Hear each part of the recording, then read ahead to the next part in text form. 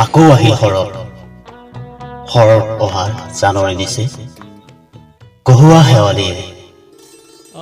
ঘন কুঁৱলীৰ আৱৰণ ফালি ধৰালৈ আহিল মনোমোহা শৰৎ আহিলেই অনাবিল সুখ আনন্দই বাউলীয়া কৰে বাৰিষাৰ ৰুক্ষ ৰুষ্ট প্ৰকৃতিৰ ৰূপ শৰতৰ পৰশ পাই পুনৰ জীপাল হৈ উঠে প্ৰকৃতি বৰ্ষা ঋতুৰ প্ৰস্থানৰ পিছতে আকাশত শুকুলা ডাৱৰে লুকাভাকু খেলে নৈৰ কাষত হালি চালি ৰূপালী কহুৱাই নৃত্য কৰে ফৰকাল বতৰে দি যায় প্ৰাপ্তিৰ মিঠা পৰশ সাগৰৰ পানীৰ দৰে নীলা দুবৰিত নিয়ৰৰ স্পৰ্শ চৌদিশে শেৱালিৰ আমোলমোল গন্ধ সেয়ে হয়তো কোনোবা শিল্পীয়ে গাইছিল আমোলমোল শেৱালিৰ গন্ধ যাওঁ বুলি যাবই নোখোজেচোন আমোলমোল শেৱালিৰ গন্ধ যাওঁ বুলি যাবই নোখোজেচোন নিশাৰ আকাশত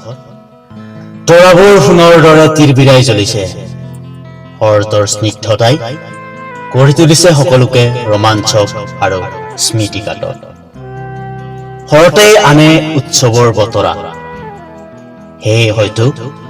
শৰতৰ নিৰ্লিপ্ত সেমেকা ৰাতিৰ কোনোবা এটি ক্ষণতে সুধাকণ্ঠ ডক্টৰ ভূপেন হাজৰিকাৰ কণ্ঠত প্ৰাণ পাই উঠিছিল হাৰ্দি ৰাণী তোমাৰ হেনো নাম